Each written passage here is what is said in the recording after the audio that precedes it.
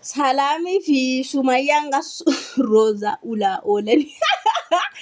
Waa'ee Roza col jetti dubbillee dubbachiisne maal dubbatti laa maariffii wanti itti ta'eera. Afaan bassoo akkamitti dubbannaa afaan keenya keessa bassoo jira jedhanii kolfuu barbaadaniitu.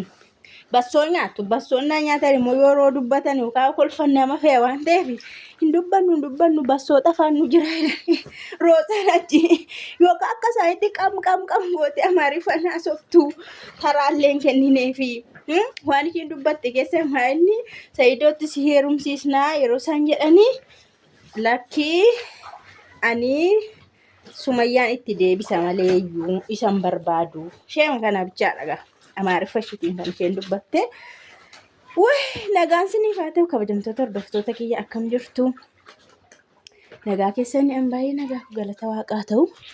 Baga jiraattanii bagarra geessanii egaa sagalee yoo jalaan gale wayyaa waan ta'een sukkuumaa irraan sini jedhaachumaan durban geessaachumaan sirban dooqaadhaan warri durii waan lama laaluchuudha.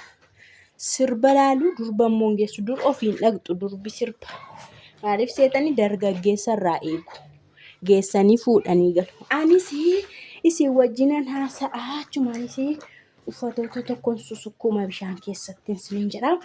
Egaa wada gaddala gibii waree asfalligim yoo ta'an gara dhimmaattoon seenee Sumayyaan Fakaleessa viidiyoo tokko yuutuubii Salaam irratti gadhiisanii turanii. Innis waa'ee Salaamiif Saayidoo awwaxaaxa'uu fi baasisuuf akka piraankiitti kan irratti hojjetan yoo ta'u innarraa immoo Sumayyaa yoom mana keetti galtaa fi yoom mana keetti galta mana sagan mana haaraa bitatte sana manni isaa bahaadha waan ta'eef yoomitti galta tokko lamata immoo Saayidoo faana yoom araaramtaa sadii Rozaa Saayidootti heerumsiisuu qabna maaliif mucattiin akkasii kuni mucattiin akkana si faana dhaabbatte kuni mucattiin si gargaarte kuni gwaaddenyaa si taate waan hundumaa bakka isheen akkasii kuni Saayidoo yoo fuudhee ofiiyyuu hin tasgabbaa'a.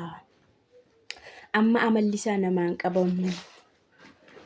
Silaan tasgabbaasinis walii galtuu mari'attanii jireenya keessanillee jiraattu wal hin dhibdanii. Jettee jechuudha Salaami jaarsi biyyaa Rozaadhaan itti heerumiyyoo Sumayyaan si eeyyamte jennaan. Sumayyaan immoo maal jaallatteetti taanaan eeyyama koo maal eegdii jette. Rozaan keessan immoo ani hin barbaadu Saayidoonii dubartii ammas fidaa. Nama aarsanii dubartii ammas ijaa fiduu fi hin barbaadu. Maalati jaallatteen turre bu'aan turre nan dhiiseette. Dhaggeeffadhaa gaan irraanfatina. Jara bira teessee waan jette geessanii amaariffaan dhageenyu seete dhiiseera. Bakka dhiiseera manii ati itti deebi'i malee ani hin barbaadu amalli isaan ta'u dubartii fidannaa Sumayyaa. Ati ofii kee amala isaa jibbiteetu anaan itti deebi'i naan jettaayyuu kan ofii kee jibbite akkamitti deebi'i naan jettaa ittiin Sumayyaa. Inni akkasittiin wal harkaa fuudhanii Rozaa joonjoftuu ulaa oolanii hixaanaa fi qarabichuudha. Birrii miliyoona 2 naa fiddee baqaanaan nanne hette Salaam. Yeroon argu besma'aa nan gammadee akkattan gammadeette amma waan si barbaachisu mana namni qabdaa. Kanaaf waan si barbaachisu immoo mari'anneetu itti deemna. Anis kan hin barbaadu kanadha. Yeroo Itoophiyaa galte erga Itoophiyaa Sumayyaan galte waliin agarree beektu miti. Wal arganii beekanii akka arginetti. Inni anis kan hin dhama'aa ture akkati jabaattee dhaabattee waan hundumaa qabattudha.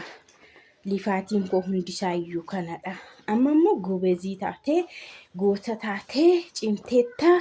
Bakka kana booda yoo barbaadde iyyuu mana kireeffattee ofii kee waanuma giddu galeessa wayii keessa teessaa wacii keessi ta'a. Jetteennan Sumayyaan Rozaa maayitti Sumayyaan hin deebitu jetti. Jennaan Salaam maayitti Saayidoon jette. Amma dubbii Salaam keessatti sirriitti dhaggeeffadhaa gaana naa galeera. Saayidoon jette Sumayyaan akkamitti Saayidootti deebiti?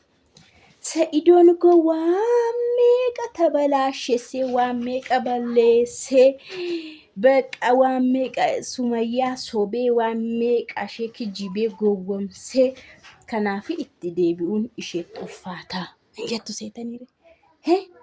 Mana murtii olaanaatti deebi'uun isheetti hin ulfaata. Ati garuu rakkoon qabu itti heerumii tasgabbaa'uu danda'a Sa'idoo yeroo sana. Jetteenitu Roozaa keessanii itti ulaa oolanii jechuudha. Sumayyaan immoo yoo fuudhe sumaa miti garuu akka ammaa kana akka amma hiriyyummaan kun gara masaanummaatti jijjiirama waan ta'eef akka ammaa kanaatti isheedha ta'uu dhiisuu hin danda'a. Yaa miiruma isaati waan ta'eef naa barbaannaan itti heerumtu.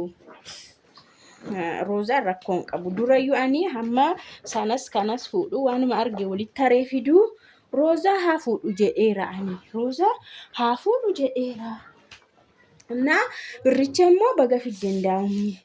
Haadha mucaa isaatii fi mucaan kan koomiti jedhee amanaa hoteelara naannee waan arge wajjin godha. Sirumayyuu immoo mana moo maaliin godhaaf bitaaf jedhee jettee salaamitti himti jechuudha. Innaa ani yoonni mucaan marammarsiisee mucaan kan saamiti ta'e nan araarama jedheen ture. Amma garuu hunda dhiiseetu intaloo maaliin bitaa fi maaliin godhaaf jedha olii gaddeemitu. Innaa salaamii annan sodaadha itti. Amala Sa'idoo kana baay'ee tokkoon sodaadha. Amalli isaa dhaabbataa miti. Bakka taragaaggaa miti. Amalli isaa waan namatti tolu wayii hin qabu. Baay'een isa sodaadha itti. Innaa Sumayyaan keessanii bakka walumaa galatti waa'ee Sa'idoo kana ta'uu dhiisimee jettee harkatti cuftee waan tokko waa'ee ishee haasofsiistee yaa'u kaameeraa kan hin kaa'e immoo yeroo dheeraa anaaf salaamii waliin arginee hin beeknu. Salaam biyya garaagaraa deemti. Bakka garaagaraa deemti. Dhimma garaagaraatiif olii gad deddeemti. Kanaaf akka nu walitti jirru yookaas yaadaan akka wal faana jirru qaamayyuu wal arguu baannillee kan jedhuuf kaameeraa keessee wal biratti argamte jechuudha. Sumayyaa fi Roozaan. Innaa Sumayyaa fi Salaam. Innaa maayit buseetanii Sumayyaa Roozaa immoo xagaa godhanii xiggii qabsiisan. Salaam maayitti nun baay'ee maatiidha. Eenyu faana? Sumayyaa faana. Salaamiif Sumayyaa jechuudha. Maatiidha, firadha. Bakka waan hundumaatii kan yeroo dhiiraatti nuni bakka masarata wal jalaa qabnaa jedhan hundee jechuudha. Hundee wal jalaa. Innaa Roozaa immoo yoo argite miti Roozaa gwaaddenyaa kootiidha isheenii jetteen. Akkanatti haasofsiisaa turanii Roozaan xuruudha. Bakka Roozaan baay'ee gaariidha. Kan akka Roozaa kana nuufaa baay'isuun jedhan seetaniire. Jalasee maa'isure. Jalasee akkasii iddoo dhaabattu illee hin beekne iddoo dhaqxus kan hin beekne akkattiin hacabcaabiin keessan dhumarratti salaamsuunii Sumayyaan Sa'idootti deebi'uu akka hin dandeenye Sa'idoon baay'ee akka ishee miidhe lafee ishii caccabsee bubburuskee Sumayyaa kana daakee lafa kaa'eera waan ta'eef ittiin deebitu garaan ishee hin danda'u kan jedhuun dubbii cufanii mana immoo nan kireeffadhaa itti. Sa'een gadda bitame. Sababni isaa iddoon isaa beekamaadha waan ta'eef appaartamaa waan ta'eef Sa'idoon iyyuu achitti dhufee na arguu danda'a iddoo sanatti hin galu. Isaanan kireeffadha. Bakka anasteenyaa isaa immoo kiraayin fudhadha. Jedhee uummanni walgayii taa'ee nyaatee dhugee jechuudha. Salaam immoo silaa gammachuu makee kana waan hundumtu akkana toora sii galee Itoophiyaas galtee waan hunduu sii sirrate kana hoolaa guddaa tilliqee hoolaa guddaa yookaan re'ee guddaa isaa qaleen sii gammadee si waama ture. Garuu yeroon kun nuufillee tsoomii ture. Ayyaannis fuuldura keenya ture jettee ayyaana dura viidiyoo waraabame waan ta'eef jechuudhaan gadhiifame. Innaa akkasitti wal ulaa oolanii jarrisi Roozaas qalaa oolanitti qalanii saree gurraattiitti qalan siniin jedha.